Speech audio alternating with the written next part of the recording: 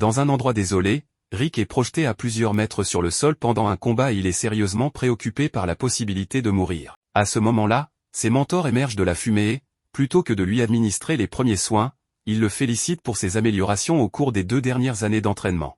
Ils disent qu'il ne devrait avoir aucun problème avec les examens de rang E pour les aventuriers désormais. Les éloges sont agréables, mais il a toujours besoin d'attention médicale. Normalement, les aventuriers dans ce monde sont tous jeunes à cause de la pression physique qu'ils subissent, mais il y a encore quelques adultes qui ne renoncent jamais à leurs rêves. C'est pourquoi Rick essaie toujours de passer l'examen d'entrée. Il se rend au guichet de la réception et demande son ticket d'examen, mais pendant que la réceptionniste confirme ses détails, elle le reconnaît et lui rappelle avec excitation qu'ils se connaissaient auparavant. Rick ne la reconnaît pas au début, mais il se rappelle bientôt qu'il l'a vue pour la dernière fois il y a 2 ans. Ils étaient collègues et elle était vraiment choquée quand Rick a démissionné de son poste sans prévenir, et encore plus quand elle a appris qu'il avait quitté son travail pour devenir aventurier. Rick est un peu embarrassé, car les personnes de son âge, dans la trentaine, ne postulent généralement pas pour devenir aventurier. Normalement, on commence au ranger dans son adolescence et on monte au rang en 1 an ou 2.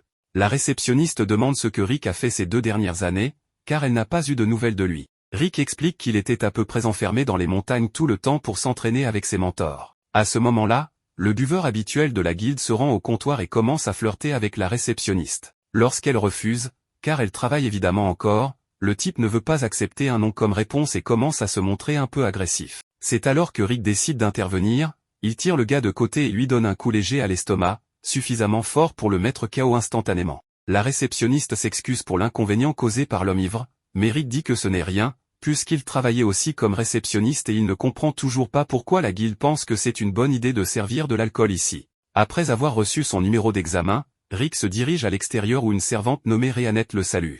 Elle lui demande s'il a terminé son inscription et Rick confirme, la remerciant d'avoir attendu pour lui. En disant cela, il regarde fixement la poitrine généreuse de Rhéanette. Elle le réprimande pour cela, alors Rick essaie de changer de sujet et de parler de son excitation pour l'examen. À l'intérieur, les autres aventuriers sont choqués par l'empreinte de main laissée sur l'armure de l'homme ivre, car cette armure était faite d'acier dense, donc celui qui a fait cela doit être sérieusement fort. 2 gars entre eux reconnaissent l'homme ivre d'une affiche de recherche qu'ils ont vue il y a quelque temps. Son nom est Donro et il est un ancien aventurier de rang à rechercher pour 30 agressions. La réceptionniste sait que c'est Rick qui a fait cela, mais s'il a vraiment pu abattre un aventurier de rang A, alors il est peut-être surqualifié. Pendant ce temps, Rick passe un examen médical et sa taille est mesurée à environ 1,74 mètres. Les médecins sont surpris que Rick passe ce test alors qu'il a déjà 32 ans. Après cela, tous les candidats sont conduits dans la salle suivante où ils doivent placer leurs mains sur la boule de cristal pour mesurer leur mana.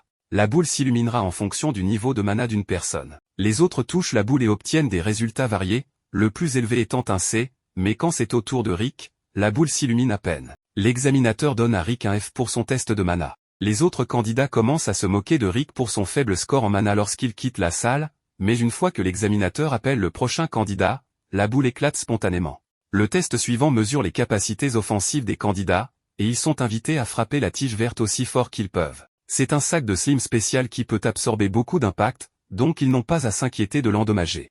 Rick se souvient de s'être entraîné avec le sac de slim une fois et à l'époque, l'un de ses mentors lui avait dit qu'il devait être capable de détruire un sac de slim doré avec seulement ses poings. Rick ne pensait pas que c'était possible puisque le sac de slim doré est aussi dur qu'un croc de dragon, mais son mentor lui a dit que c'était le minimum à faire s'il voulait devenir aventurier. Et puisque son mentor pouvait détruire un sac de slim doré sans effort avec un seul coup de poing, Rick est devenu motivé à s'entraîner jusqu'à le briser, même s'il devait le frapper 50 000 fois par jour. Il détestait cet entraînement, mais de retour au présent, les candidats commencent à se mettre en ligne pour frapper le sac de toute leur force.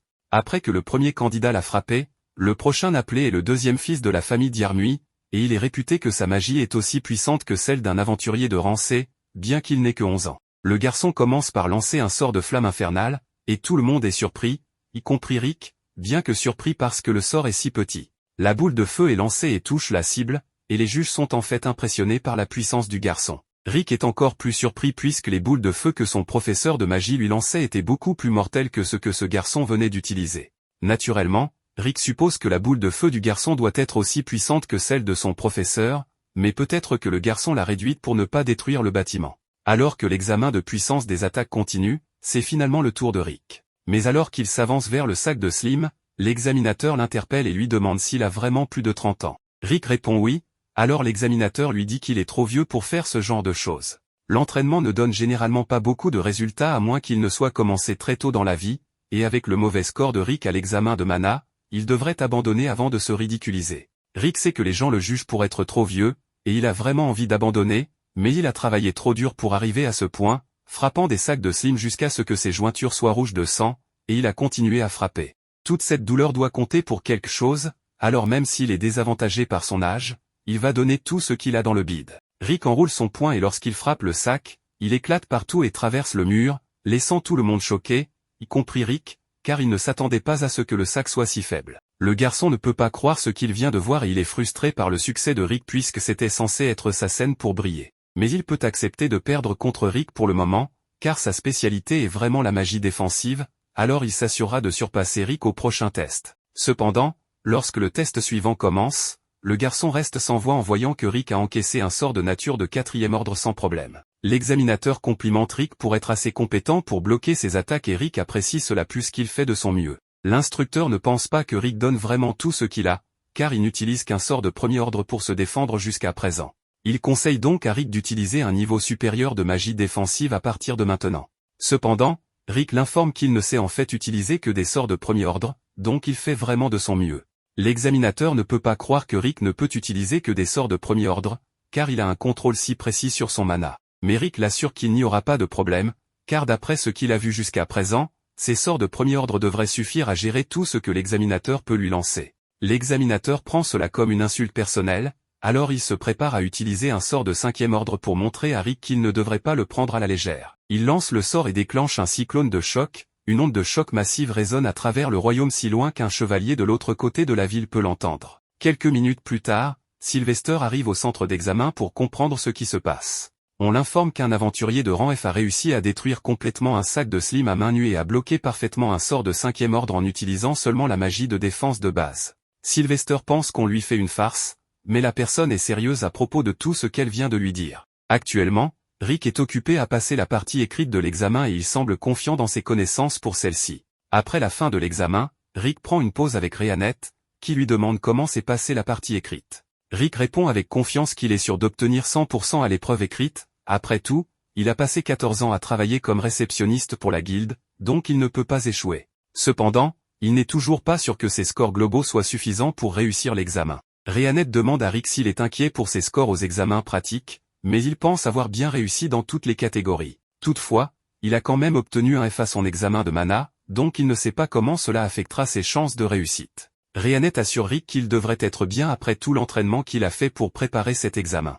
Mais, quelques instants plus tard, le garçon de tout à l'heure vient voir Rick et lui crie dessus pour avoir trop bien réussi les tests. Rick ne sait pas de quoi il s'agit, donc il suppose que le garçon, Fried, s'est perdu ou quelque chose du genre, alors il lui propose de l'aider. Fried est contrarié parce que c'était censé être le jour où il montrerait ses compétences exceptionnelles à tous les paysans, mais Rick l'a surpassé, donc il pleure maintenant. Rick essaie de dire à Fried qu'il n'avait pas l'intention de lui voler la vedette, mais la sœur de Fried arrive déjà et, en voyant son petit frère pleurer, commence immédiatement à crier sur Rick. Rick demande si elle est parente de Fried, alors elle se présente comme Angelica Diarmuid. Fried ne perd pas de temps à dire que cet homme de 40 ans a gâché sa journée. Rick est offensé et dit qu'il n'a que 30 ans, mais Angelica et Fried continuent de l'appeler un homme de 40 ans. Finalement, Angelica jette son gant à Rick pour le défier en duel, et Rick ne réalise pas que c'est un défi, donc il ramasse le gant parce qu'il ne veut pas qu'il soit taché. Malheureusement, selon les coutumes nobles, ramasser ce gant est une déclaration d'intention de se battre, donc Angelica fixe joyeusement un lieu pour commencer le combat.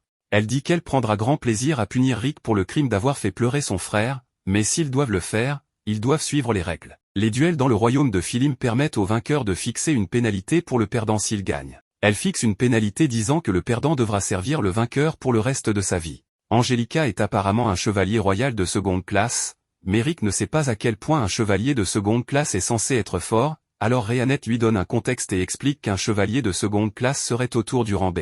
Rick commence à paniquer parce qu'il sait que les aventuriers de rang B sont capables de vaincre de grands monstres seuls, mais Rhéanette ne pense pas que ce soit un gros problème et demande à Rick de se retenir pour ne pas finir par la tuer. Rick ne peut pas imaginer se retenir contre quelqu'un de rang B alors qu'il est encore de rang F, car il n'a toujours pas de contexte pour savoir à quel point il est vraiment fort. Rhéanette lui dit donc de simplement avoir foi en tout l'entraînement qu'il a fait pendant les 2 dernières années. Tout à coup, tous les moments d'entraînement traumatisants qu'il a dû traverser lui reviennent en mémoire, donc il finit par vomir. Rick maudit Rhéanette de l'avoir fait revivre une telle torture, mais elle lui rappelle que s'il a pu survivre à tout ça, il ne devrait pas avoir de problème à affronter Angelica. Après tout, il est membre de la plus forte équipe du continent, donc il devrait avoir un peu plus de foi en lui-même. Rick réalise qu'elle a raison, donc il se lève pour affronter Angelica sans peur. Il n'est toujours pas sûr de la façon dont son niveau actuel de force va tenir face à un chevalier de seconde classe, mais il est trop tard pour s'en inquiéter maintenant. Angelica est convaincue qu'elle est beaucoup plus forte que Rick, alors elle promet de se retenir pour qu'il ne meure pas et commence à charger son attaque.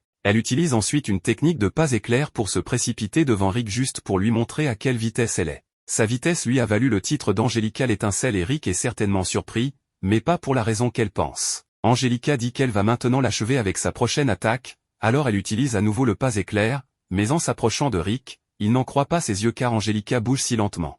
Les échelles de puissance devaient être très exagérées si elle pensait qu'elle méritait le titre d'Angelica l'étincelle car elle bouge plus lentement que sa vitesse de course normale. Rick esquive facilement son coup et Angelica n'en revient pas car il devrait être impossible pour un aventurier de rang F de suivre sa vitesse. En fait, seuls les premiers chevaliers de classe ont déjà réussi à réagir à sa vitesse, donc elle rationalise en disant que Rick a juste eu de la chance, mais elle ne laissera pas cela se reproduire. Elle utilise à nouveau le pas éclair, mais aux yeux de Rick, elle bouge toujours très lentement, alors il se demande comment elle a pu atteindre le rang B comme ça. Il commence à réaliser qu'il pourrait en fait être assez fort, mais juste au moment où il se prépare à esquiver l'attaque d'Angelica, elle trébuche sur une pierre et libère brièvement une attaque verticale imprévisible. Rick ne peut prédire aucun des coups, donc il a du mal à esquiver et au moment où Angelica finit par s'arrêter, il ne pense plus pouvoir se dire fort car il était complètement impréparé pour cette attaque. Cependant, Angelica ne l'était pas non plus car elle n'avait rien planifié de tout cela. Elle essaie de garder son calme et dit à Rick qu'elle est impressionnée qu'il ait réussi à esquiver sa dernière attaque parce qu'elle avait totalement prévu cela, mais cela signifie juste qu'elle devra aller encore plus vite pour le submerger. Elle utilise sa technique spéciale qui lui permet de se déplacer 3 fois plus vite que la normale, mais même si elle est 3 fois plus rapide, elle est encore assez lente pour Rick. Cependant, il choisit de ne pas attaquer imprudemment car il ne sait pas quel tour elle pourrait avoir dans sa manche, donc il esquive à la place et Angelica est stupéfaite que Rick puisse toujours la suivre. Elle ne peut utiliser cette technique que 2 fois de plus avant de manquer d'énergie, alors elle donne tout ce qu'elle a pour une dernière attaque désespérée. Cependant, elle trébuche encore une fois, alors Rick essaie de l'intercepter avec un coup de poing et finit par créer un trou dans le sol. Angelica réalise qu'elle serait morte d'un coup comme ça s'il avait frappé, donc elle a peur de Rick et se demande qui il est vraiment. Rick dit juste qu'il est un ancien réceptionniste devenu aventurier. Il est impatient de continuer à se battre avec Angelica, alors il sort du trou pour l'affronter à nouveau, mais Angelica se rend immédiatement pour ne pas finir tuée. Rick ne comprend pas pourquoi elle abandonne, mais sa reddition fait de lui le vainqueur et, selon la pénalité fixée par Angelica, elle doit maintenant le servir pour le reste de sa vie. Angelica avait complètement oublié cette pénalité, donc elle fait la seule chose à laquelle elle peut penser et s'enfuit. Rick ne se soucie pas vraiment du pari, donc il ne la poursuit pas et les résultats de l'examen vont bientôt sortir, alors il doit retourner vérifier s'il a réussi. C'est à ce moment que Rhéanette dit à Rick que le reste de ses mentors viendra vérifier sur lui et Rick commence à paniquer parce que leur présence signifie toujours des ennuis. Selon la légende, vaincre le monstre ultime Kaiser Alsapieto permettrait d'obtenir les archives akashiques qui exaucent tous les souhaits, en gros, leur Dragon Ball. Malheureusement, personne n'a encore réussi, mais l'auteur espère que de futurs aventuriers réussiront là où ils ont échoué. L'un de ses espoirs est Rick, qui a lu la légende dans un livre lorsqu'il était enfant.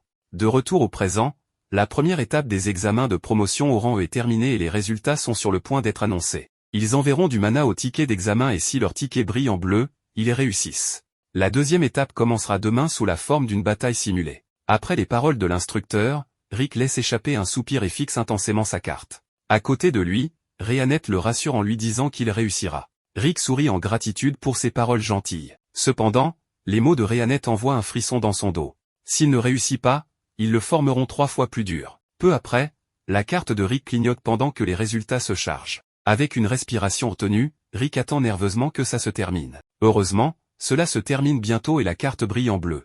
Rick la montre joyeusement à Rhéanette qui le félicite. Avec sa nervosité disparue, il quitte la salle mais une odeur nauséabonde assaille soudainement le nez de Rick. Un blond s'approche d'eux et commence à flirter avec Rhéanette. Il se présente comme le fils aîné de la maison du duc d'Yarmui. Son introduction longue et ennuyeuse agace Rick qui décide de simplement l'appeler Norty. Il essaie de se présenter à Raster mais celui-ci le rejette, préférant se concentrer sur son flirt avec Rhéanette. Ses phrases de drague sont si ringardes et minables qu'il doit les avoir apprises sur Reddit. Raster attrape même la main de Rhéanette et commence à la caresser. Il lui propose même d'être sa deuxième femme. Rick vient à son secours et se glisse entre eux. Il explique que Rhéanette est sa petite amie et exhorte Raster à reculer. Raster remarque la carte d'examen de Rick et rit. Il commence à le dénigrer pour être un rang F malgré son âge avancé. En fait, Raster se vante d'avoir déjà été rang E à l'âge de 14 ans. Actuellement, il est de rang A et est en fait un examinateur pour la deuxième étape des examens. Raster chasse Rick et invite Rhianette à dîner, mais celle-ci refuse et serre même le bras de Rick. Elle critique également le parfum fort de Raster. Il doit avoir utilisé ce déodorant partout sur lui. Se sentant plutôt insulté, Raster avertit Rick de faire attention s'il devient son examinateur et s'éloigne avec audace. Après son départ, Rick s'éloigne du bras de Rhianette et s'excuse d'avoir prétendu être son petit ami. Rhianette sourit et admet que cela l'a en fait rendue heureuse. Rick l'avait sauvée d'ennui, donc elle lui est très reconnaissante. Plus tard dans la nuit, Raster est à dîner et est toujours énervé en pensant à Rick. Il était tellement en colère qu'il a claqué son verre sur la table, le cassant. Ses frères et sœurs arrivent ensuite et s'accrochent instantanément à ses jambes en pleurant. Il s'agissait de Fried et Angelica. Il commence à raconter à Raster comment un homme d'âge moyen les a intimidés. Raster est stupéfait que quelqu'un ait fait pleurer ses adorables frères et sœurs. Cependant, la description lui fait immédiatement penser à l'homme qu'il a rencontré plus tôt, Rick. Après avoir demandé plus de détails à ses frères et sœurs concernant l'identité de l'homme, il sourit méchamment. Le lendemain, Rick est très nerveux à propos de son examen. Si Raster devait être son examinateur, il le rendrait sûrement plus difficile que nécessaire. Heureusement, une autre personne s'approche bientôt d'eux et se présente, il s'agit de Lynx Loroth, celui en charge du deuxième examen de Rick. Rick se réjouit car ce n'est pas Raster, mais Lynx est en réalité un fan de Rick. Lynx est tellement impressionné par la détermination de Rick à devenir aventurier malgré ses 32 ans. En tant qu'homme d'âge moyen lui-même, il est motivé en regardant Rick. Il partage même comment il est devenu aventurier à 24 ans. En fait, Lynx espère encore atteindre le rang A malgré ses 40 ans passés. Cela lui a pris 20 ans pour atteindre le rang B, mais il n'a pas abandonné. Les deux vieux reconnaissent la passion de l'autre et se serrent la main. À leur insu, une autre personne les observe depuis le couloir en souriant méchamment. Plus tard, Lynx se dirige vers sa salle de classe quand quelqu'un l'appelle. C'était Raster. Raster l'appelle troisième choix et sourit diaboliquement. Pendant ce temps, Rick est dans la salle d'attente avec les autres candidats. Il est si heureux qu'il fredonne pour lui-même. Malheureusement, sa tranquillité est brisée lorsqu'un membre du personnel entre et annonce que l'examinateur Lynx Loroth est soudainement tombé malade. Ainsi, tous ses examens seront gérés par Raster Diarmuid. Rick est tellement surpris qu'il crache sa boisson. Rhianette devine que, puisque Raster est un Diarmuid, il est probablement aussi lié à Fried et Angelica avec qui ils ont eu un conflit hier. Rick entend même les autres candidats bavarder à propos de leur nouvel instructeur. Raster est devenu de rang A à 17 ans et est surnommé l'homme aux 1000 sorts. Mais, de manière infâme, il est aussi connu sous un autre nom, le broyeur de rang F. Il est un instructeur qui prend un plaisir particulier à tourmenter les participants qui attirent son attention. Rick a de plus en plus l'air malade en entendant ces rumeurs. Dans l'arène, un Raster agacé pratique déjà ses sorts. Il utilise la magie de la quatrième nature pour envoyer des blocs de glace, remplissant tout le champ de débris de l'impact. Derrière lui, un vieil homme en costume l'appelle, c'était un de ses gardes d'élite. Pendant ce temps, Rick continue de faire les 100 pas frénétiquement dans le couloir, se demandant ce qu'il va faire car il est certain que le rang à Raster ne le laissera pas passer l'examen. Il dit à Rhianette qu'il est tellement effrayé qu'il veut s'enfuir et rentrer chez lui. Mais s'il le fait, son maître triplera son entraînement et cela le mènera à une toute autre expérience de l'enfer. Rhianette dit à cet enfant immature de ne pas se laisser ébranler par ce que les autres disent de lui et de se concentrer plutôt sur le côté positif. Elle pense que les critiques des gens peuvent aussi être utilisées pour gagner en confiance. Elle-même croit en les capacités de son ami et reconnaît sa force même si Rick lui-même a abandonné. Rhianette met sa confiance en lui et est certaine qu'il réussira l'examen. En jugeant par les combats qu'il a déjà menés, elle l'assure qu'il vaincra Raster, le gars au mauvais parfum.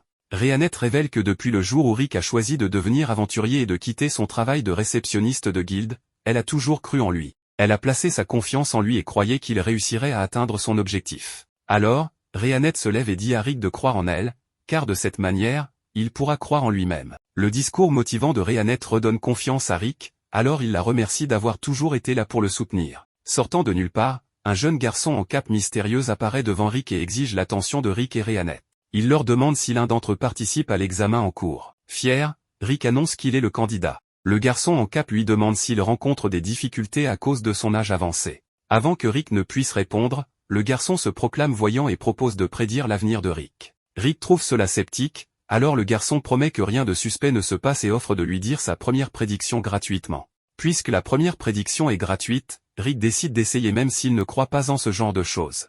Le garçon lui dit de s'asseoir pour la session de voyance. Sans se méfier, Rick prend place, mais dès qu'il s'assoit, un cercle magique apparaît et le téléporte loin. Avec Rick parti, le garçon en cape se révèle être Fried, l'enfant agaçant de la même famille noble, et commence à rire de la situation. Rhéanette ne prend pas ce genre de farce à la légère et détruit les environs en un instant, indiquant clairement au garçon qu'il n'aurait pas dû les embêter. Elle le saisit par le col et exige de savoir où est Rick. Effrayé pour sa vie, Fried révèle à Rhéanette qu'il n'a envoyé Rick qu'à 100 mètres d'ici. En effet, Rick se retrouve près de la rivière derrière le lieu de l'examen.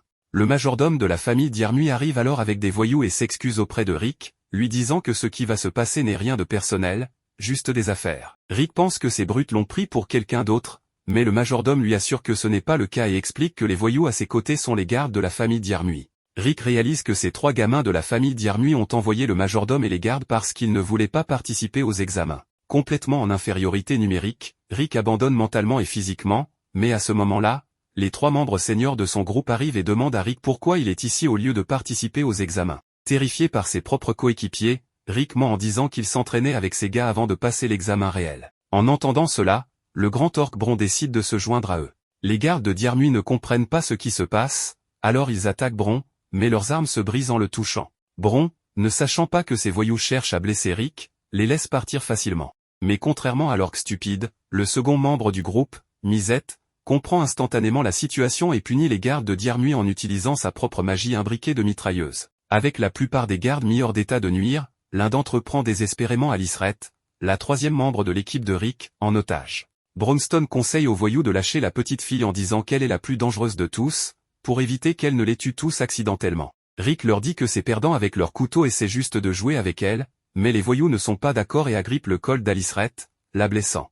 Elle décide alors de leur donner une leçon et libère une magie de 7e niveau. Apparemment, cette fillette de 10 ans est la mage la plus puissante de sa génération et, en raison de sa destructivité, elle est connue sous le nom de l'enfant démon de la ruine. Le majordome des Diermuy reconnaît Misette comme le prodige minin mi-elfe de 50 ans, malgré son apparence. Il est si intellectuellement génial qu'il peut inventer des technologies de centaines à des milliers d'années dans le futur. Le majordome reconnaît également l'orc nommé Bronstone Ashork, qui possède non seulement une force surnaturelle mais aussi une grande intelligence.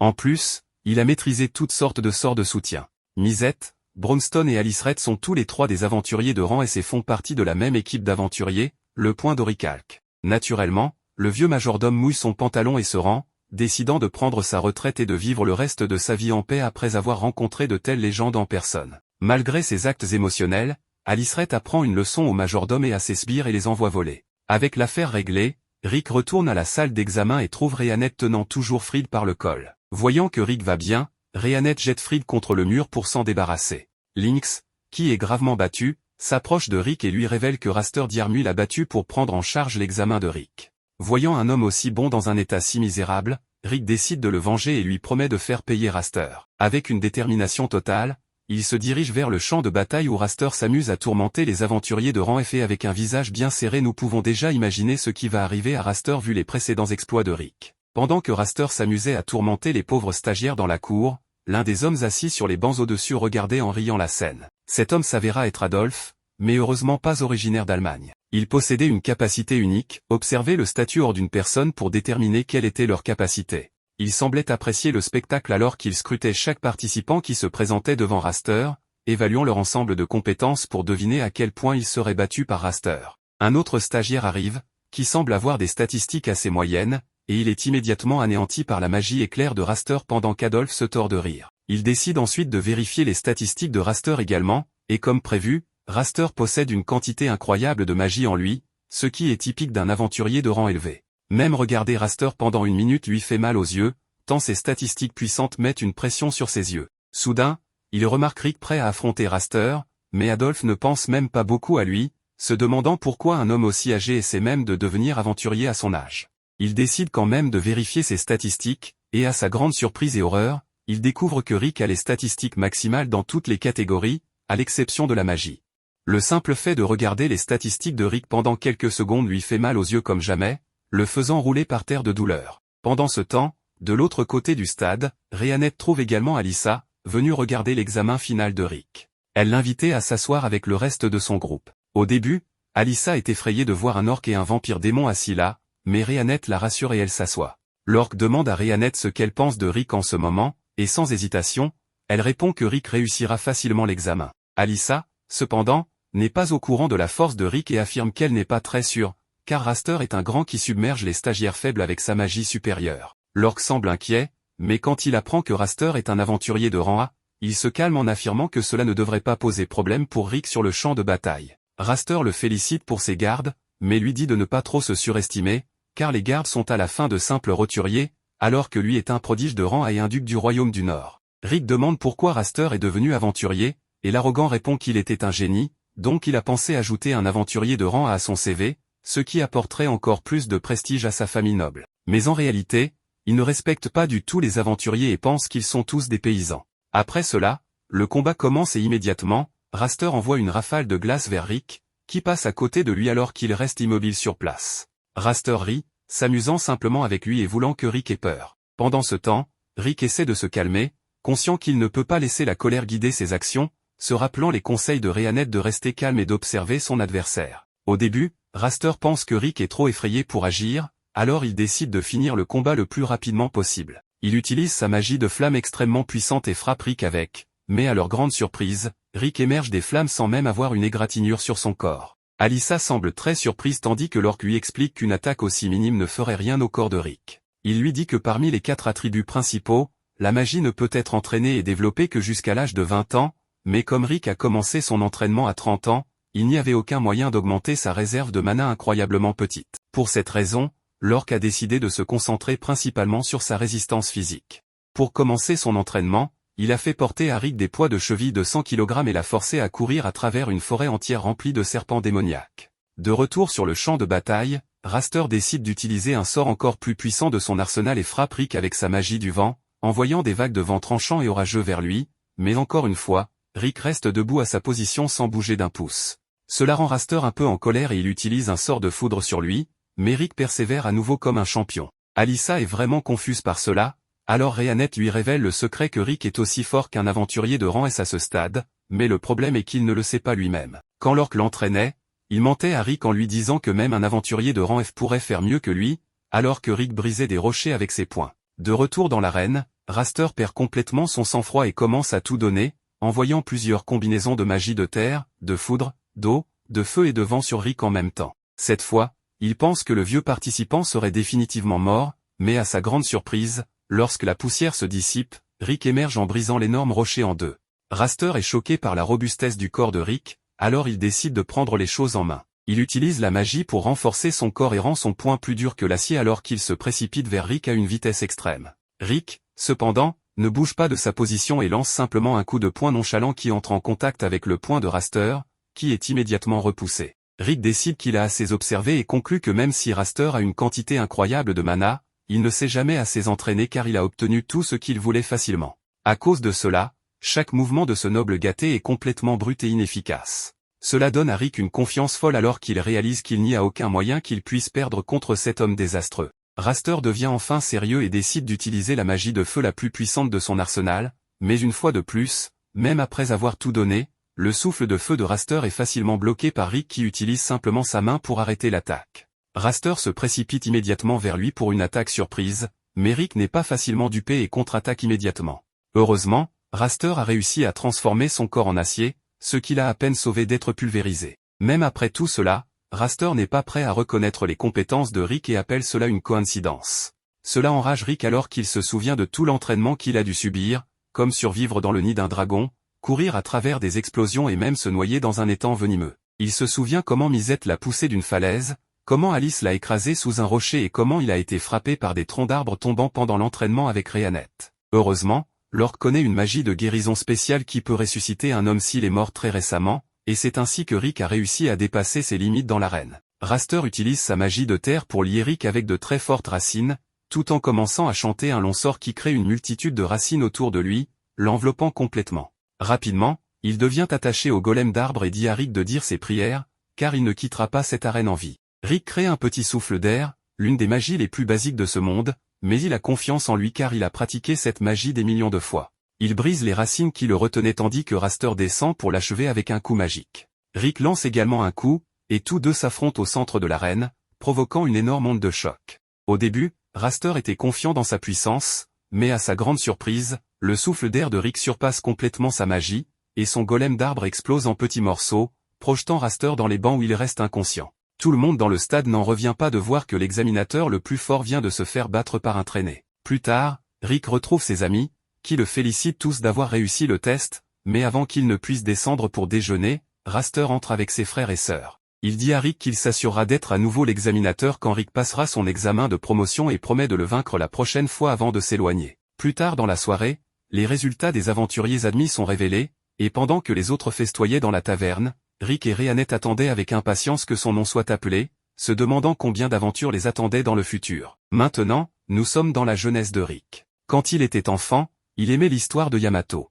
Dans cette histoire, il est raconté qu'en battant le monstre le plus puissant appelé Kaiser Alsapieto, on obtient un trésor qui exauce n'importe quel vœu, les registres akashiques. Cependant, Yamato n'a pas pu vaincre ce monstre, et l'un des enfants qui rêve maintenant de devenir aventurier pourra obtenir ce trésor et réaliser ses rêves. Rick s'est inspiré de cette histoire, disant à ses parents qu'il veut devenir aventurier, mais sa mère lui dit que c'est un travail dangereux et qu'il pourrait mourir à tout moment. Elle préfère donc qu'il se consacre à autre chose. Son père lui demande d'arrêter de croire en ses contes de fées, au lieu de cela, de chercher un emploi stable. Quand Rick va à l'école, un des professeurs le félicite car, après l'avoir examiné, ils ont découvert qu'il possède un marqueur de compétences innées. Il lui dit qu'il est assez rare de trouver des personnes avec des marqueurs, bien qu'il ne sache pas quelle est sa compétence, mais ce n'est pas quelque chose qui se manifeste par l'entraînement. Il doit donc lui donner du temps. Rick est super heureux de cette nouvelle car c'est quelque chose que Yamato avait aussi, voulant dire fièrement à ses parents le jour où cette compétence se manifestera, sans renoncer à devenir aventurier. À partir de là, les jours de Rick passent, mais sa compétence innée ne se manifeste pas. Il a aussi des tentatives échouées de créer de la magie. Tout à coup, ces jours se sont transformés en semaines, puis en mois, et même en années, arrivant au moment où Rick annonce à ses parents qu'il a trouvé un travail comme réceptionniste dans une guilde appelée Tiger Rod, ce qui les a rendus très heureux. Cependant, le temps continuait de passer, et Rick ne semblait pas très enthousiaste en voyant les aventuriers passer devant ses yeux. Alyssa a rejoint le travail plus tard, et Rick arrive à un point où il doit ranger le livre des légendes de Yamato. Lorsqu'il atteint ses 30 ans, il continue d'aider Alyssa dans ce qu'elle ne maîtrise pas bien, car il a beaucoup d'expérience. Il en profite pour lui dire que des monstres sont apparus récemment dans le village, donc il y aura sûrement une mission. La plupart sont de bas niveau, donc ce sera sûrement une mission de classe D. Après cela, elle s'en va et, quelques secondes plus tard, un aventurier que Rick connaît, nommé Zaïd, arrive. Il commence à rire de manière agaçante, se vantant auprès de Rick de son emblème de niveau B, lui annonçant qu'il a enfin été promu. Entendre cela le touche un peu intérieurement, bien qu'il le félicite tout de même pour son succès. Mais en sortant du travail, Rick révèle qu'il est découragé car rien n'a encore changé pour lui, puisqu'il est assis au même endroit depuis 14 ans, faisant le même travail. Cherchant le côté positif, il voit qu'il a au moins un bon salaire, mais il se sent frustré en pensant à ce que serait sa vie s'il était déjà un aventurier. Soudain, des bruits et des cris de personnes alertent qu'il y a des monstres dans les environs. En courant vers le lieu du bruit, il voit qu'il s'agit d'un troll géant, ce qui le prend par surprise, sans avoir la moindre idée de ce qu'un monstre de niveau moyen fait là. Il voit qu'une fille passe par là sans souci, donc il se précipite vers elle pour se mettre devant et la protéger. Mais ce que fait cette fille, c'est passer devant pour lui demander de reculer, et juste après cela, elle découpe le monstre en morceaux avec des mouvements de main très rapides. Ensuite, elle le remercie d'avoir essayé de la sauver, mais lui dit de ne pas s'inquiéter car elle est une aventurière. Il commence à marcher dans les rues, et Rick la remercie de l'avoir sauvée, lui demandant son nom. Elle se présente comme Rhéanette Elfelt, et lui comme Rick Gladiatol, marquant le moment où ils se sont rencontrés. Rick reconnaît sa force, mais découvre qu'elle n'est ni de niveau B ni de niveau A, mais qu'elle est de rang S. Admirant l'emblème de ce niveau, il est assez impressionné, se rappelant que ceux de niveau S sont gérés directement par le quartier général, faisant partie de l'élite des aventuriers. Profitant de l'occasion de connaître une personne légendaire, il lui demande la permission de lui poser une question, en lui demandant de ne pas se moquer. Rhéanette lui donne la permission, précisant qu'elle ne rit plus depuis qu'elle a 8 ans, il y a déjà 9 ans de cela. Là, Rick lui raconte qu'il rêve depuis son enfance de devenir aventurier et de vaincre Kaiser Alsapieto, et qu'il a une compétence innée qui ne s'est pas encore manifestée. Il essaie de devenir aventurier maintenant, à 30 ans, et veut savoir s'il pourra le faire. Rhéanette lui répond que lors de l'incident précédent, il a montré du courage, ce qui est important pour un aventurier, mais en travaillant dans une guilde, il doit savoir que les réserves de magie sont pratiquement impossibles à développer lorsqu'on est déjà adulte. Et comme tout aventurier a besoin d'un minimum de réserves de magie, elle doit être honnête, si Rick essaie de devenir aventurier maintenant, ce sera complètement impossible. Ces paroles ont été un coup dur pour Rick, mais il essaie de rester positif, acceptant qu'une aventurière de premier ordre l'ait ramené à la réalité. Il peut donc commencer à oublier ce rêve qu'il chérissait depuis des années. Il lui demande aussi de ne pas s'inquiéter, la remerciant pour sa gentillesse. En plus, il lui dit que c'était une grande journée pour lui car il a pu la rencontrer, allant même jusqu'à l'inviter à dîner. À sa surprise, Rhéanette accepte son invitation, l'informant qu'elle est libre le lendemain, ce qu'il ne s'attendait pas du tout. Le lendemain, Rick est super heureux à son travail, ce qui attire l'attention d'Alyssa, bien que son excès d'énergie lui fasse un peu peur. En sortant du travail, il est très enthousiaste en marchant dans les rues, tout cela parce qu'il va dîner avec une jolie fille. Il pense que si tout se passe bien ce soir, ils pourraient peut-être devenir petits amis. À sa malchance, ce qui se passe ensuite, c'est que les gens courent dans la direction opposée car il y a une attaque de monstres, et cela le dérange que cela se produise juste maintenant. En cherchant le lieu de l'attaque, il pense qu'il n'est pas normal que tant de monstres apparaissent récemment. Là, il rencontre Rhéanette et constate qu'il n'y a rien à craindre en voyant qu'elle a exterminé une grande quantité de monstres par elle-même. Malgré cela, beaucoup plus de monstres sortent de la forêt en se dirigeant vers eux.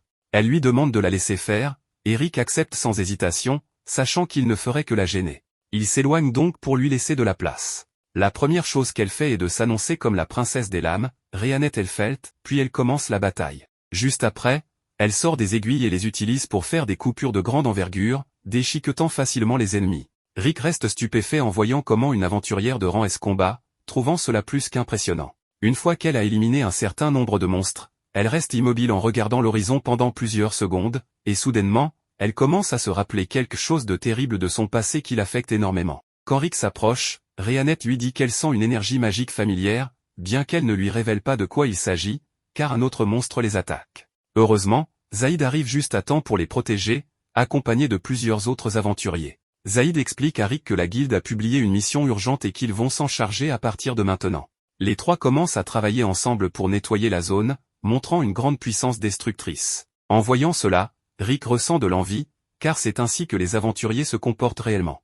Ensuite, Rick dit à Rhéanette de ne pas s'inquiéter car Zaïd est de niveau B, mais elle précise que ce n'est pas suffisant et que c'est très dangereux, car un dragon est à proximité. Elle lui raconte aussi que son corps a un traumatisme et que sa magie devient incontrôlable quand elle sent la magie d'un dragon. Juste après cela, le dragon vole au-dessus d'eux, et tout le monde est choqué de voir un monstre de haut niveau. Rick suppose que les monstres fuyaient le dragon.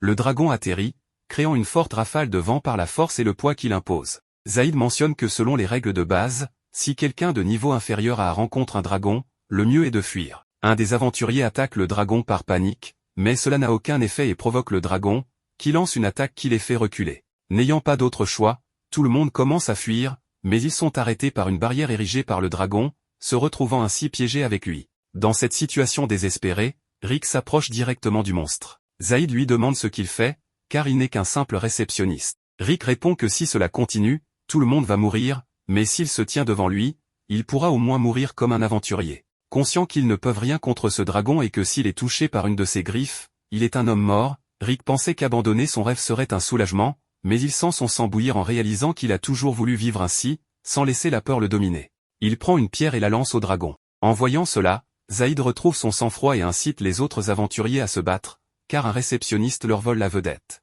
Les trois lancent des attaques contre le dragon, mais aucune ne lui fait de mal, et il voit le dragon commencer à préparer son souffle. Zaïd réagit rapidement en utilisant la magie du corps d'acier sur eux tous, leur permettant de survivre à l'attaque puissante du dragon grâce à cette magie défensive, bien que tous soient complètement affaiblis. Rhéanette est toujours incapable de faire face au dragon à cause de son traumatisme, mais Rick sort des décombres pour s'approcher du dragon et déclarer qu'il réalisera son rêve. Juste après, le monstre l'écrase avec une de ses pattes, mais soudain, le système active la compétence de Rick. Il parvient à se libérer de la patte du dragon, commençant à irradier une aura de grande puissance. Rhéanette est perplexe, car une telle quantité de magie émane de lui qu'elle est visible à l'œil nu.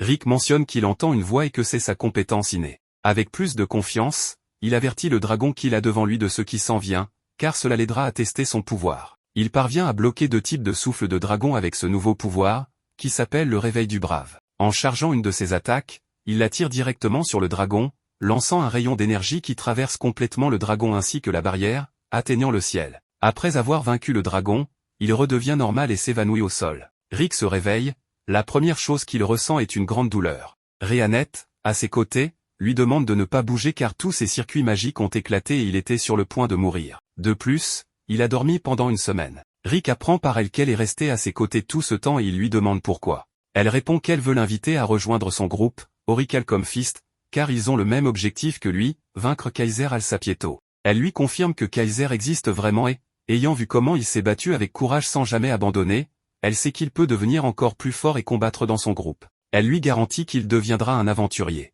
Rick est plus que surpris d'entendre cela, mentionnant que c'est la première fois qu'on lui dit cela. Il demande si en essayant vraiment, il peut devenir un aventurier, même à ce stade de sa vie. Rhéanette lui répond sans hésiter que oui, laissant Rick verser des larmes de bonheur. De retour à l'actualité, Rick entend finalement le numéro 4242, ce qui signifie qu'il a réussi l'examen. Peu après, Rhéanette le félicite, car il est maintenant un aventurier certifié. Il mentionne que tout cela est grâce à eux, mais aussi à son passé, à lui-même qui n'a jamais abandonné, déclarant qu'il est maintenant un aventurier, un de ses rêves qui est enfin devenu réalité. Un jour, Loroth, l'ancien examinateur de rang E, traverse une forêt dense. Il y a quelques jours, Rick lui avait rendu visite à l'hôpital, où il avait été envoyé après avoir été battu par Raster. Lorsqu'il apprit que Rick avait réussi l'examen et vaincu Raster, il le félicita chaleureusement et lui demanda s'il pouvait lui rendre visite. À sa surprise, Rick fit une grimace terrible mais accepta tout de même sa demande. C'est pourquoi il voyage maintenant à travers la forêt, portant son meilleur équipement. À sa confusion, les indications que Rick lui avait données le conduisirent à un château d'apparence étrange. La mâchoire de Loroth tomba en voyant l'énorme porte du château. Il décide nerveusement de prendre la petite porte latérale et sonne la cloche, mais il fut surpris de voir Rick ouvrir nonchalamment l'énorme porte à la place. À l'intérieur des murs du château, un magnifique jardin l'accueille, sans aucun monstre en vue. Cela confond Loroth car Rick lui avait demandé de porter l'armure en venant. Mais quand il lui a dit cela, Rick répond sérieusement que l'armure est pour qu'il puisse rentrer chez lui vivant. À l'intérieur du château principal, Rhéanette accueille Loroth. Une petite fille mignonne leur fait également joyeusement signe, et Loroth souhaite que sa fille puisse grandir aussi joyeusement qu'elle. À son grand choc, la petite fille lance soudainement et sans avertissement une magie de foudre de niveau signature sur lui, sans même chanter quoi que ce soit. Heureusement, Rick se met devant lui et dévie la foudre vers un mur proche. Rick gronde ensuite la petite fille, Aliceret, pour avoir jeté de la magie dans la maison. Aliceret boude et fait remarquer que Rick n'a pas encore joué avec elle, mais Rhéanette intervient et menace de réduire son repas. Cela fonctionne immédiatement sur la petite fille, qui s'excuse profusément auprès de Loroth. Rick demande alors à Loroth d'attendre un peu pendant qu'il joue avec Aliceret. Rhéanette conduit ensuite Loroth à une chambre d'amis pour attendre. Loroth regarde autour de la pièce et voit quelqu'un dans la cour depuis la fenêtre. Il décide de sortir et se présente au gars. Le gars, en retour, se présente sous le nom de Misette. Loroth remarque que Misette est en train de fabriquer quelque chose et quand il lui demande à ce sujet, Misette explique qu'il s'agit d'un prototype d'arme. Quelques secondes plus tard, Loroth teste déjà le prototype, qui est en fait un lance-roquette. En suivant les instructions de Misette, il pointe le lance-roquette vers une cible et appuie sur la gâchette. La roquette tire et Loroth tombe en arrière à cause du recul. Sa mâchoire tombe ensuite lorsqu'il constate que la roquette a littéralement effacé la cible de l'existence. Misette n'était même pas impressionnée, mais Loroth pouvait déjà voir les implications d'une telle arme si elle venait à être produite en masse, leur monde changerait définitivement. Loroth retourne au château en se demandant pourquoi toutes les personnes dans le château sont si absurdement fortes. Une autre scène le choque lorsqu'il voit un orque à l'intérieur d'une des pièces. L'orque le sentit facilement à l'extérieur et l'invita à entrer. À l'intérieur de la pièce, Loroth pouvait voir que des étagères recouvraient pratiquement tous les murs. Il devine que l'orque doit être l'intellectuel du groupe de Rick, et l'orque admet qu'il est celui qui entraîne principalement Rick. Quand Loroth apprend cela, il demande à l'orque s'il peut également participer à cette formation. Après tout, si Rick pouvait devenir assez fort pour vaincre Raster, alors il y avait peut-être aussi de l'espoir pour lui. L'orque regarde ses yeux et reconnaît sa détermination, il accepte donc de lui donner un peu d'entraînement. Pendant ce temps, Rick cherche Loroth quand il apprend de Misette qu'il a vu Loroth marcher dans la forêt avec Brufston, l'orque. Rick est immédiatement horrifié et inquiet pour son ami car il sait à quel point Brufston est masochiste. Quant à Loroth, il tombe maintenant d'une falaise avec 2 boules de fer attachées à ses pieds. Loroth en faisant ses adieux à sa fille en acceptant son sort alors qu'il plonge vers la mort. Heureusement, Loroth atterrit sur quelque chose de mou, mais malheureusement, il atterrit dans une scène étrange, il a atterri dans le ventre d'un sanglier sauvage que Rhéanette avait chassé pour leur dîner. Il remercie Rhéanette de l'avoir sauvé et explique comment Brufston l'a poussé de la falaise plus tôt après avoir mis des poids à ses pieds. Sans Rhéanette, il serait sûrement mort à l'instant. Rhéanette répond alors que c'est vrai parce que Brufston est habituellement celui qui tue Rick. Loroth est de nouveau horrifié, mais Brufston choisit ce moment pour apparaître et traîner le pleurant Loroth, boule d'acier et tout, à nouveau dans la forêt pour continuer leur entraînement. Le soleil allait se coucher quand Loroth fut enfin ramené au château, reconnaissant d'être encore en vie. Rick arrive et le gronde pour avoir cru Brufston, le mettant en garde de ne jamais croire les membres du point d'Orichalque lorsqu'ils disent qu'ils vont y aller doucement avec lui ou qu'ils ne le referont plus jamais. Pendant ce temps, les mêmes membres font remarquer à Rick qu'il avait déjà prédit que cela pourrait arriver, donc c'est sa faute s'il invite encore un ami chez eux. Après cette journée mouvementée, Loroth et Rick partagent une tasse de thé préparée par Rhéanette. Loroth a sûrement eu une journée très fatigante, mais ses yeux n'avaient pas été vus pendant tout l'épisode. Lorod demande alors à Rick comment sa relation avec Rhéanette a évolué, mais Rick nie timidement qu'ils soient en couple. Lorod sourit et encourage Rick à ne jamais abandonner l'espoir et à simplement trouver le bon moment pour développer leur relation. Lorod rejoint ensuite les membres du Point d'Oricalque pour le dîner. Il complimente Rhéanette pour sa cuisine magistrale tandis que les autres membres lui demandent des secondes, de la bière et du vin. Rhéanette se lève pour aller chercher plus de nourriture et l'orque chuchote rapidement à Rick de l'aider. C'est un de ces bons moments où il peut marquer beaucoup de points auprès des dames. Après que Rick quitte la salle à manger, Lorod demande aux autres membres d'Oricalque s'ils savent quelque chose sur la compétence innée de Rick. Brewston répond que c'est le genre de compétence qui ne s'active que dans certaines conditions, donc Rick ne pouvait malheureusement pas la démontrer. Mais malgré tout cela, la force de Rick est déjà au niveau S en fait, lorsque sa compétence s'active, il est encore plus fort qu'eux, ce qui étonne et surprend Lorod. Puisque Lorod travaille au centre, Brewston lui demande s'il est au courant des cristaux magiques également connus sous le nom de 6 grands orbes. Lorod prétend en avoir entendu parler dans la légende de Yamato. Après avoir informé Lorod de l'objectif combiné du Point d'Oricalque pour vaincre Kaiser Alsapieto, Brewston poursuit en lui parlant des 6 grands orbes. Ces 6 copies des pierres d'infinité sont apparemment la clé pour ouvrir les portes connectées au royaume appelé l'origine spirale. Ce royaume, plus précisément ce donjon, est censé être situé à la toute fin de ce monde et au tout fond de ce donjon.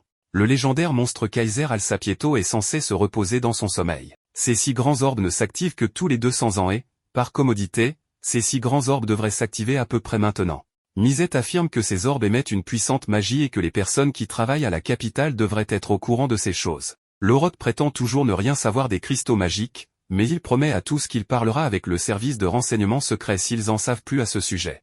Mettant cette question de côté, Rick chuchote à Lorod en lui demandant des conseils sur comment impressionner Rhéanette. Il a déjà essayé ce que Lorod lui a dit, mais parce que Rhéanette est parfaite dans tout ce qu'elle fait, elle n'a pas accepté l'aide de Rick et a fait tout son travail toute seule. N'ayant pas réussi à trouver le bon moment, Rick fond en larmes, permettant à Lorod de se moquer de lui. Le lendemain, à la guilde des aventuriers, une femme nommée Ray, qui travaille au ménage, commence à se plaindre en demandant pourquoi elle doit toujours faire les corvées alors qu'elle est désormais une aventurière. Ray prétend être assez puissante pour combattre et pense qu'au lieu de faire ces choses insignifiantes, elle devrait sortir et combattre des monstres dangereux. Elle commence même à utiliser son balai comme une arme pour démontrer ses compétences en escrime et déclare fièrement qu'elle est assez forte pour envoyer tous les monstres voler. Une voix profonde attire soudain l'attention de Ray. Elle se tourne vers la voix et découvre que ce n'est autre que l'orque Brewston, son apprenti Rick et Aliceret, venus prendre une quête de la guilde. Brewston choisit une quête pour son groupe, mais le maître de la guilde ne lui permet pas de la prendre car elle a une difficulté de 82 sur 100.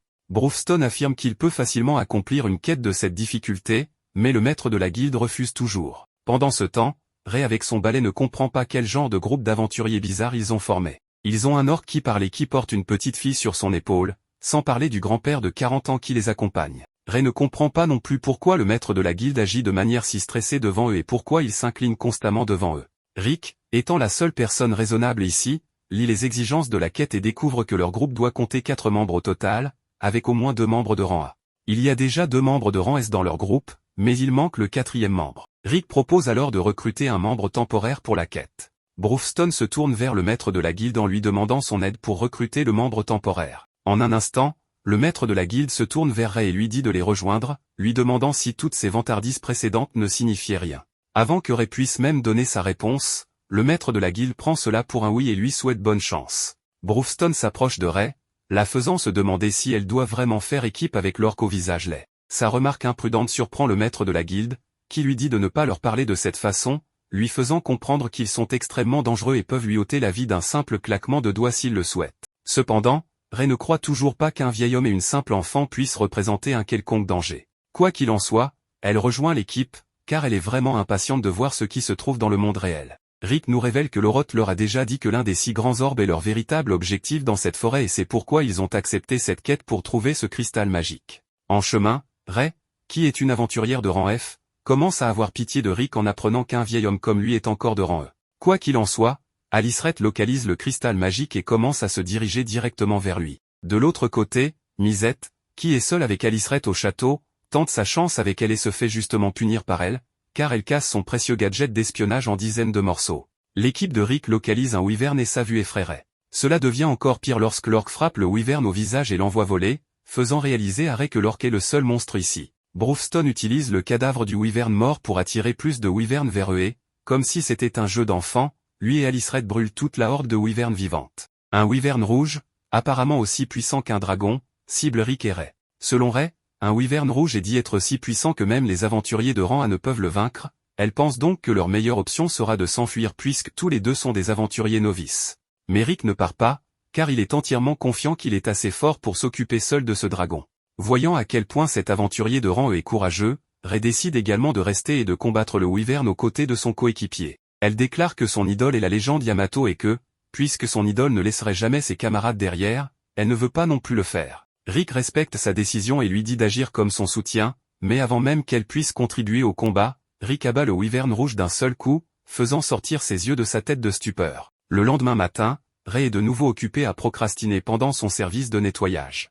Le maître de la guilde l'approche en lui demandant comment s'est déroulée sa quête avec ces fous furieux. Ray lui dit que, lorsqu'ils ont terminé de subjuguer les wyverns, l'orque a pris les restes pour les cuisiner pour le dîner. Le maître de la guilde déclare que les aventuriers de rang S ont tendance à être fous comme ça et la motive également involontairement à devenir une aventurière de rang S avec cet objectif en tête. Ray part s'entraîner car elle veut grimper dans les rangs et donne le balai au maître de la guilde en lui disant de faire le ménage à sa place. Les membres du point d'Orichalque retournent au château et montrent la fleur rouge, le premier des 6 grands orbes, à Misette, qui a l'idée d'utiliser la fleur rouge pour localiser les 5 autres orbes. Il utilise un sort magique appelé cartographie de la Terre sur la fleur rouge, ce qui crée littéralement une carte holographique montrant que le prochain orbe se trouve dans un endroit appelé Erotopia, un pays célèbre pour leur amour du combat et des sports. Il y a 400 ans, cet endroit était un petit pays principalement composé de déserts. Le 4e roi, Alexandre Eractopia, a vu une colonie appelée Phalangicée et a décidé d'y construire le Colisée. Il y organisait des compétitions de combat et y participait lui-même, combattant à main nue, utilisant uniquement son corps. Il devint un champion invaincu après 10 000 combats. À mesure que sa renommée se répandait sur tout le continent, des combattants venus de tous horizons venaient défier le roi pour tenter de briser son invincibilité, tandis qu'Eractopia prospérait en tant que royaume de prestige et de vigueur immense. Face à ces démonstrations de force, Phalangicée, où se trouvait la reine, devint la capitale de ce royaume. Aux côtés du point de l'Orichalque, Rick, le gladiateur, se tient devant l'énorme statue de l'homme connu sous le nom d'Alexandre, le roi du pugilat. Bron aurait adoré se battre au moins une fois contre cet homme mythique, bien que Rick pense qu'un tel duel aurait pu provoquer la fin du royaume tout entier. Rhéanet observe que ce type de combat comme divertissement perdure encore aujourd'hui et reste une partie centrale de la tradition de cet endroit, ce que Rick comprend, car la profession de combattant à Eractopia est extrêmement courante. Ils ont même un nom spécial pour ceux qui se battent dans ces événements, on les appelle des pugilistes. Sur ce, le groupe se met en route à la recherche du joyau qu'ils sont venus chercher. Malgré le fait que cette ville soit habituée à voir des brutes à chaque coin de rue, l'un des habitants est terrifié lorsqu'un orque gigantesque l'approche.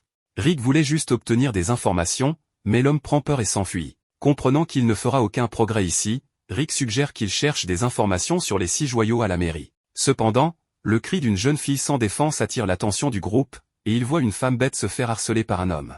Bron s'approche pour poser une question, mais l'homme prend offense à la présence de l'orque, avertissant qu'il est un pugiliste et qu'il n'a donc pas peur des ennuis.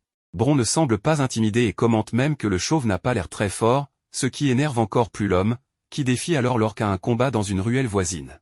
En quelques secondes, Bron bat l'homme, qui accepte maintenant de répondre à leurs questions. Il se présente sous le nom de Gold, tandis que la fille chat s'appelle Milicia. À l'endroit au but, la bête sage montre la fleur écarlate aux locaux et leur demande s'ils ont vu quelque chose de similaire dans les environs. Tous deux pensent avoir vu quelque chose de semblable quelque part à proximité, bien qu'ils ne sachent pas exactement où. Derrière le groupe, une foule se rassemble pour assister à l'ouverture du tournoi du roi du pugilat. Gold s'excite et révèle qu'il s'agit du défilé d'annonce du tournoi de la ville, où le vainqueur devient le champion des pugilistes. La fille chat est impatiente que ces 2 mois menant à l'événement passent rapidement. Ce festival est si important qu'environ 500 000 spectateurs viennent à Eractopia chaque année pour y assister. Encouragé par la foule, il voit un pugiliste nommé Kelvin Wolwolf, qui a remporté le tournoi du roi du pugilat 5 fois, dont 3 fois consécutivement. Admirant le combattant porté par un éléphant à travers la foule, Gold rêve d'atteindre un jour ce niveau. En parlant d'un joyau sphérique brillant, Milicia remarque que la ceinture de champion de Kelvin porte une relique identique à celle vue par les étrangers. Bron la reconnaît comme étant leur souverain, l'un des 6 joyaux. Après le défilé, le fameux pugiliste entre dans l'académie où il s'entraîne, et un homme approche Kelvin pour le remercier du spectacle. Le combattant ne s'en soucie pas, car il sait l'importance d'exciter les gens à la veille du tournoi. Cependant, l'homme avec le cache-œil ne croit pas que Kelvin se porte aussi bien que ce dernier le prétend, ce que le pugiliste nie. À ce moment-là, les 3 membres du point de l'Orichalque entrent dans l'académie à la recherche du grand champion. Même le redouté combattant d'Eractopia ressent un frisson face à l'énorme orque. Rick essayait d'être discret, car il allait inévitablement devoir aborder un sujet délicat, mais ce n'est pas le style de Bron, qui sait que ce n'est pas non plus dans le style du pugiliste de tourner autour du pot. Lork va donc droit au but et révèle que le joyau sur la ceinture de Kelvin appartenait à un membre du groupe de Bron il y a longtemps. Si le champion remet la relique, Lork garantit de la remplacer par un joyau de valeur équivalent. L'homme au cache-œil est offensé par l'attitude des visiteurs et appelle quelqu'un pour expulser le groupe, mais le pugiliste demande à son patron de se calmer, disant qu'il peut détecter un menteur, ce qui n'est pas le cas avec ces 3 étrangers. Cependant, il refuse de remettre le joyau, car cette ceinture est spéciale pour le peuple d'Eractopia et fait partie de la fierté de ce pays. En d'autres termes, la seule façon d'accéder à la ceinture est de gagner le tournoi du roi des points. Bron comprend les circonstances et s'excuse pour le dérangement, tandis que Rick se demande s'ils vont simplement laisser tomber. En suivant le chef du point de l'Orical Corps de l'Académie, l'homme au cache-œil pense qu'il devrait donner une leçon à ces étrangers présomptueux, mais Kelvin est sûr que les 2 seraient morts si les choses en étaient arrivées à un affrontement avec ces 3-là. Après tout, le pugiliste a remarqué la présence intimidante de la servante et est certain qu'elle possède des capacités surprenantes. Quant à l'homme, bien que semblant normal, il semble avoir entraîné son corps à un degré extraordinaire et possède une aura difficile à comprendre. Enfin, Kelvin sait que l'orque porte en lui une puissance absolue. Dehors, Bron révèle son plan de devenir un pugiliste pour gagner l'événement et obtenir la ceinture. Pour entrer dans le tournoi, il faut passer les préliminaires organisés dans l'est et l'ouest du royaume, puis progresser à travers les rondes jusqu'à gagner le bloc où tout le monde est également qualifié. Après cela, les vainqueurs passent au 8e de finale du tournoi. Bron laisse Rick avec la Ligue de l'Ouest tandis qu'il se dirige vers l'Est. Pour éviter de se perdre dans cet endroit inconnu, Lork a arrangé un guide personnel, un homme nommé Gold. Puis, Rhiannet informe Rick qu'il doit passer un test pour gagner le droit de devenir pugiliste. Elle l'emmène à une bataille simulée où son adversaire sera choisi au hasard parmi les nouveaux concurrents. Rick demande si son adversaire est fort, et l'organisateur lui dit qu'il s'agit d'un nouveau venu prometteur qui a remporté tous les matchs préliminaires du tournoi. Cependant, même si Rick perd, il peut toujours se qualifier s'il démontre un certain niveau de compétence. Soudain, le rival de Rick se présente sous le nom de l'Étincelle, et il reconnaît immédiatement la voix, c'était Angelica Diarmu, la noble gâtée qu'il avait vaincue, causant tous ses problèmes avec la famille Diarmu. Cependant, c'est Angelica qui panique en réalisant que son adversaire est Rick Gladiator. Dans le public, 2 vieux hommes regardent la bataille simulée aux côtés de quelques autres hommes, alors que la beauté d'Angelica tend à attirer l'attention des hommes partout où elle va. Bien qu'elle ait rapidement gagné en notoriété pour son ascension fulgurante à travers les préliminaires, l'un des vieux hommes avertit de ne pas sous-estimer l'autre nouveau venu, notant que des surprises se produisent parfois dans le tournoi. Dans l'arène, Rick demande si le frère aîné d'Angelica est également en ville, mais elle lui répond qu'elle est venue seule, ce qui le rassure. D'un autre côté, Angelica est tendue face à l'homme qui l'a vaincue sans transpirer. Bien qu'elle n'ait pas besoin de gagner pour avancer, elle ne veut pas perdre ce combat. Bientôt, sa force serait à nouveau mise à l'épreuve lorsque l'organisateur commence le test. Une fois de plus, Angelica ne perçoit pas Rick comme une menace, mais elle se souvient de la façon dont elle l'a sous-estimé la dernière fois et promet de rester sur ses gardes en tout temps. Elle essaie d'utiliser son habileté de déplacement instantané, mais finit par trébucher et échouer, à sa grande surprise. Embarrassée, elle se relève et réessaie, pour découvrir qu'elle n'a pas trébuché après tout. En réalité, Rick la faisait trébucher d'une manière imperceptible à l'œil nu. Il lui demande si elle a apprécié la technique qu'il a récemment apprise, qu'il appelle la première des 8 astuces pour se détendre, le balayage de jambes. C'est une technique conçue pour démoraliser l'adversaire en l'empêchant de rester debout. Essentiellement, Rick balayait ses jambes si rapidement que même elle, une chevalière de 2e classe, ne pouvait le voir. Essayant de maintenir sa dignité, elle tente de garder ses distances, mais c'est futile, car à chaque fois qu'elle recule, elle est à nouveau balayée et atterrit maladroitement sur le champ de bataille. Alors qu'il continuait à la balayer chaque fois qu'elle se relevait, Rick semblait se sentir coupable de la facilité du combat et à féliciter la difficulté de synchroniser les balayages compte tenu de la vitesse incroyable de l'étincelle. Il l'encourage à rester dans le combat, promettant de se donner à fond maintenant, mais Angelica lève les mains et se rend immédiatement. Ainsi, Rick gagne son droit de participer après avoir balayé une noble femme 5 fois. Cependant, elle ne prend pas bien cette nouvelle humiliation infligée par quelqu'un qu'elle considère comme un vieil homme. Rick la corrige à nouveau en expliquant qu'il n'a que la trentaine. Angelica, maintenant en larmes, demande combien de fois elle doit être humiliée par lui avant qu'il ne soit satisfait. Rick explique rapidement qu'elle a mal interprété la situation et, désespéré de changer de sujet, il invite l'étincelle à aller manger quelque chose. Par coïncidence,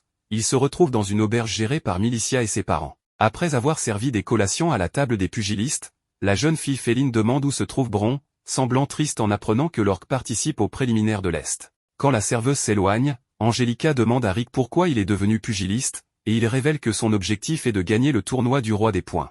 La jeune fille trouve son ambition offensive, mais est trop humble pour protester. Néanmoins, elle l'informe qu'il est impossible pour lui de participer cette année, expliquant que pour atteindre les huitièmes de finale, il faut parcourir un long chemin avec un temps insuffisant. Par exemple, seuls ceux qui ont remporté 40 matchs au cours du semestre ont accès à la Ligue, et le maximum qu'un combattant peut atteindre est de 10 matchs par mois. Avec seulement une semaine avant le début du tournoi, elle juge impossible que Rick y parvienne. Cependant, malgré son discours, Rheanet annonce qu'elle a programmé les 40 matchs de Rick sur une période de 4 jours, laissant l'étincelle sans voix. Plus tard, Rick se dirige vers son premier combat dans les préliminaires et apprend que son adversaire sera Grit Albert. L'organisateur, inquiet, explique que ce compétiteur est connu pour enfreindre les règles du tournoi en utilisant une arme, bien qu'aucune fouille corporelle n'ait jamais confirmé cela. Bientôt, Rick fait face à ce scélérat sur le champ de bataille, mais l'homme semble être désarmé. Dans son esprit, Albert voit Rick comme un vieil homme qui a tout donné pour devenir pugiliste à cet âge, et il a l'intention de l'écraser pour que cela en vaille la peine. Pour y parvenir, Albert utilise une pierre d'impact dans sa chaussure, augmentant ainsi sa force de frappe jusqu'à 30 fois. Dès que le combat commence, Albert jette sa veste sur le visage de Rick pour lui obscurcir la vue et le frappe de toutes ses forces dans la poitrine. Après cet impact insensé, il croit avoir brisé son rival, mais il s'avère que c'est la main d'Albert qui est complètement brisée. La pierre d'impact tombe alors de sa main, révélant son subterfuge. Rick se moque de son adversaire, suggérant qu'il devrait renforcer son corps avant de porter un coup aussi puissant avec cet objet, malgré le fait qu'Albert se souvienne avoir brisé des montagnes avec son poing. Néanmoins, il est temps pour Rick de contre-attaquer. Il prépare la deuxième des 8 techniques pour se détendre avec un coup de poing qui ne touche même pas son adversaire. Le vent formé autour du poing de Rick secoue le cerveau d'Albert jusqu'à ce qu'il perde connaissance. Avec cette victoire incroyable, le vieil homme observant les préliminaires se rend compte que Kelvin Wolwolf a enfin un adversaire digne de ce nom. Lorsque la nuit tombe, dans un établissement louche de Heractopia, un monstre nommé Jet dort paisiblement parmi de belles filles jusqu'à ce que quelqu'un frappe à sa porte pour annoncer qu'il est temps de travailler. Le lendemain, Angelica Diarmu profite de l'absence de Rick pour dominer ses rivales lors des éliminatoires préliminaires du tournoi avec 40 victoires consécutives. L'étincelle assure ainsi sa place et commence déjà à penser à remporter les matchs de la Ligue des Blocs. Pendant que Rick s'enthousiasme à l'idée de donner le meilleur de lui-même, Angelica hausse un sourcil, se demandant si le gars a vraiment l'intention de se battre 40 fois en 4 jours, sachant que chaque site n'accueille qu'un combat par jour, ce qui signifie qu'il doit parcourir des centaines de kilomètres jusqu'à des dizaines de lieues pour atteindre ce quota. Mais avant que l'étincelle ne termine sa réflexion, Rheanet perd patience et appelle Rick pour commencer le marathon, car ils ont un combat prévu à l'arène de Green Hill à 10 heures. Angelica s'affole en criant que l'arène est à 30 km de là et qu'une calèche, même boostée, ne les y emmènerait jamais à temps. Offensé, le gladiateur réplique qu'il est trop pressé pour prendre une calèche, raison pour laquelle il prévoit de courir jusqu'à l'arène. En un rien de temps, il s'élance à la vitesse du son, montrant à Angelica que le véritable étincelle dans la pièce vient de partir, tandis qu'elle peine à accepter que le gars défie toutes les lois de la physique. Rheanet demande alors à Angelica si elle souhaite assister au combat de Rick. Angelica adorerait, mais n'a aucune idée de comment y arriver à temps. L'elfe propose donc de l'emmener d'une manière que l'humaine n'aurait jamais imaginée, en sautant de toit en toit à une vitesse surréaliste, la portant dans ses bras. En arrivant à l'arène de Green Hill, Rick est surpris de trouver Angelica effondrée dans les coulisses. Bien qu'elle soit arrivée, la fille n'a pas réussi à voir le combat à cause de sa panique. Quoi qu'il en soit, Rick se sent quelque peu soulagé de ne pas avoir de public, surtout qu'il fait une grave erreur avec le troisième de ses 8 secrets pour se la couler douce.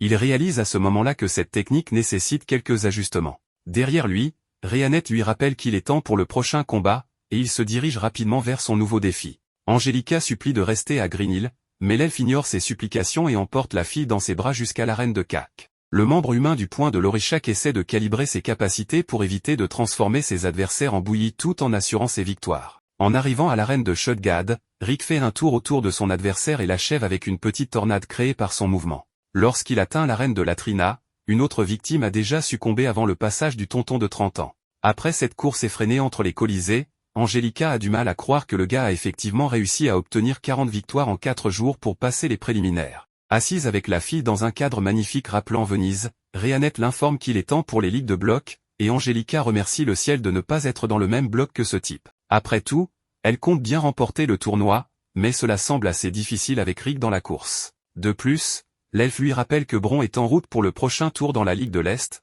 l'orgue de Ransk qui a entraîné le gladiateur. En entendant cette nouvelle, il semble que les espoirs d'Angelica de remporter le championnat s'évanouissent complètement. Rheanet mentionne alors que Rick est parti pour la région de Tonia, ce qui pousse l'humaine à se maudire de ne pas être surprise que le gars entreprenne tout simplement un aller-retour de 600 km à pied. Changeant de sujet, Elle fait remarquer que l'elfe pourrait se sentir mal à l'aise que les gens la voient si souvent aux côtés de Rick, ce qui pourrait leur faire penser que les deux sont impliqués. Mais la servante ne s'en soucie guère, car elle nourrit une grande affection pour l'homme. Gênée par la réponse, Angelica fait semblant de ne pas s'en préoccuper. Soudain, le gérant de l'établissement apparaît, paniqué et désespéré car il n'a pas assez de travailleurs à temps partiel. Il supplie les deux dames de l'aider d'une manière plutôt inhabituelle, son front exprimant toute sa détresse. Pendant ce temps, Rick atteint sa destination et est approché par une figure étrange qui connaît son nom, c'est Snap Resurrect, le président du comité de gestion de la Ligue de l'Ouest. Snap a entendu parler de la course historique du gladiateur lors des éliminatoires et salue le compétiteur. À ce moment-là,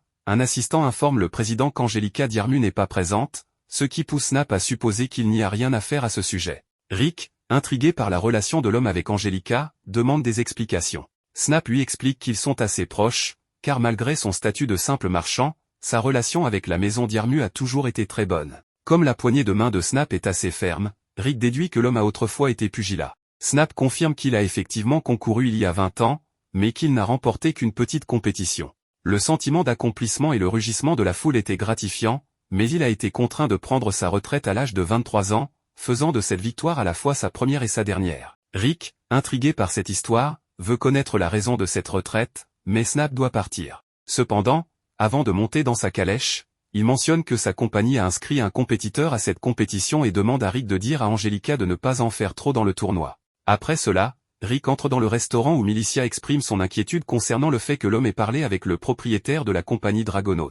Après tout, Snap Resurrect peut sembler être un gentleman, mais des rumeurs indiquent qu'il a des liens profonds avec le monde criminel. De plus, il est le principal sponsor de la compétition cette année. Rick mentionne que l'homme d'affaires a inscrit un compétiteur au tournoi, ce à quoi la fille bête explique que ce compétiteur est là pour remplir la place du sponsor, un poste réservé à l'entreprise qui finance la majeure partie de l'événement. Non loin de là, deux gars discutent du haut niveau des Bunny Girls cette année, en particulier de la nouvelle, une elfe noire. En parlant de cela, Angelica et Rhéanette donnent tout pour jouer le rôle de Bunny Girls de l'événement. Enthousiaste, Diarmu remonte le moral de tout le monde en prenant les paris sur qui seront les 7 compétiteurs du tournoi du roi du pugilat. Un collègue remarque qu'Angelica est née pour ce travail, ce qui la frustre puisqu'elle le fait contre son gré. Rhéanette intervient en disant qu'elle aurait aimé que l'humaine refuse l'invitation, mais Angelica ne peut se résoudre à dire non à un homme au front ensanglanté. Soudain, un homme ivre attrape le bras d'une bunny girl et la chasse, elle est son amie, avant de se diriger vers Angelica pour l'importuner. Pour aggraver les choses, il insulte la jeune fille en disant qu'elle n'a même pas une silhouette décente, ce qui pousse la foudre à le mettre à terre d'un coup de poing. Rick arrive à ce moment-là et demande ce qu'elle fait dans cette tenue, mais ensuite Rhéanette apparaît également habillée en bunny girl, attirant l'attention de l'homme. Indignée, Angelica questionne pourquoi sa réaction est si différente tout en frappant l'homme ivre. Alors que la nuit tombe, Kelvin Wolwolf discute avec son maître de la victoire écrasante de Bron lors des éliminatoires de la Ligue de l'Est, où l'orque a remporté ses 40 combats en seulement 2 jours, chacun par KO avec un seul coup. Malgré cela, Kelvin se souvient également que Rick avait réalisé une performance similaire, ce qui lui fait penser que le championnat de cette année sera très amusant pour lui. Il y a des années, le maître de Wolwolf suit un homme à travers les rues sales et en ruine d'une ville jusqu'à ce qu'ils atteignent la porte d'une structure. À l'intérieur, il voit la bête qui va devenir le célèbre champion du tournoi du roi des pugilats, empilant des hommes vaincus tout autour de l'endroit. Le maître demande s'ils sont en présence du loup vorace, ce que Kelvin confirme, tout en voulant savoir si le vieil homme fait partie d'un gang cherchant à régler ses comptes. Mais le maître a l'intention de recruter le combattant, l'invitant à Eractopia où il trouvera richesse et gloire. Face à une offre aussi irrésistible, Kelvin fait une expression que son maître n'a pas vue depuis longtemps, une expression qui est finalement répétée lorsque la bête découvre qu'il a 2 rivaux dignes dans la compétition. Le lendemain, Rick et Rhéanette tentent de consoler Angelica après son passage en tant que bunny girl, mais rien de ce qu'ils disent ne semble apaiser la fureur de Diarmu. Rick mentionne alors qu'il a parlé avec Snap Resurrect la veille, mais Angelica fait semblant de ne pas savoir qui c'est. Plus tard, le groupe se rend au lieu où commence la prochaine phase, où un seul participant de chaque bloc se qualifie pour le tournoi final. Lors du premier combat du bloc A, Hélène Thomasson affronte Angelica Diarmu. Angelica démarre le match avec son fameux pas instantané, mais son adversaire avec ses réflexes aiguisés, esquive et contre-attaque. Dans la foule, Rick commente que Diarmu semble tendu, et Rhéanette acquiesce. Malgré cela, avec beaucoup d'efforts, la jeune foudre parvient à vaincre Thomasson et avance à l'étape suivante. Lorsque c'est au tour de Rick, il utilise la 3e étape des 8 secrets pour se la couler douce. Au fil des heures, Rick et Angelica continuent d'avancer, maintenant la même intensité jusqu'à atteindre les tours suivants. Il ne reste alors plus que 4 combats, et aucun d'eux ne peut se permettre de perdre s'ils veulent accéder aux éliminatoires. Diarmu ne ralentit pas et encercle Tyler Blitz, son prochain adversaire, avec sa vitesse bien connue, combinant son mur d'eau avec la flèche de foudre pour remporter ses combats. Mais cet adversaire échappe à la tactique indemne. Contre toute attente, le grand gars égale la vitesse de la foudre et la frappe d'un coup puissant, mettant fin au combat. Après la défaite, Angelica est soignée par une infirmière. En attendant la jeune fille à l'extérieur de la salle, Rick mentionne que la force défensive de son adversaire est immense, mais malgré cela, elle a insisté sur une stratégie qui l'a visiblement épuisée. Angelica perd patience et s'enfuit à travers la ville jusqu'à ce que Rick la convainque de parler calmement. Elle confesse alors que Snap Resurrect est son fiancé parce qu'il l'a aidé lorsque ses parents sont morts dans un accident il y a environ 1 an. Les enfants ont repris la gestion des terres des Dyrmu, mais leur manque d'expérience a conduit la maison à de sérieux problèmes financiers. C'est alors que le grand-père avare de la famille intervient et conclut un accord avec Snap. Désireux de nouer des liens avec la noblesse, Snap offre une somme d'argent colossale en échange du mariage avec Angelica. Avec son esprit lent, Rick réalise enfin que la jeune fille est fiancée au lézard et en devient fou, tandis qu'elle ajoute qu'elle a enquêté sur l'homme en essayant d'annuler son engagement avec lui et a découvert qu'il allait devenir le principal sponsor de l'événement. Elle est sur le point de terminer sa pensée, mais une agitation provenant d'un bar attire leur attention. À l'intérieur, Tyler Bleeds tente d'aider une fille attaquée par un homme lézard, mais il est terrassé d'un seul coup. Après cela, le lézard tourne sa fureur contre la fille, exigeant quelque chose en retour pour avoir renversé sa bière. Angelica intervient contre le lézard, bien qu'elle craigne sa force. Juste au moment où la créature est sur le point de frapper l'humaine, Rick protège sa compagne. À cet instant, Snap apparaît et demande à Get, son compétiteur, de se retenir jusqu'au tournoi, ce que le pugiliste fait en fuyant le bar. Rick demande qui c'était, et Snap révèle qu'il s'agissait de Get Resurrect, son jeune frère, une brute qui s'emporte pour un rien. Comme personne ne peut supporter ce gars, il est devenu tellement arrogant. Cela dit, Snap montre qu'il est heureux qu'Angelica soit en sécurité, car le bien-être de sa future femme est son trésor le plus précieux. Alors que l'homme d'affaires s'éloigne, Rick interroge Angelica sur la connexion entre l'engagement et le fait que Snap soit le principal sponsor du tournoi. Angelica explique que la somme d'argent échangée pour l'engagement était si énorme qu'après avoir vérifié les actifs de la compagnie Dragono, elle a découvert qu'il n'avait presque rien, et que ce tournoi est la dernière chance de Snap pour récupérer sa fortune. En d'autres termes, l'événement est déjà truqué, et le lézard utilise la place du sponsor pour manipuler le résultat, ce qui explique pourquoi Angelica s'implique. Elle veut gagner le tournoi et ruiner la compagnie de son fiancé. Le problème, c'est que pour y parvenir, elle doit vaincre Get, ce qui semble impossible. Face à ce défi, Rick propose de former Angelica.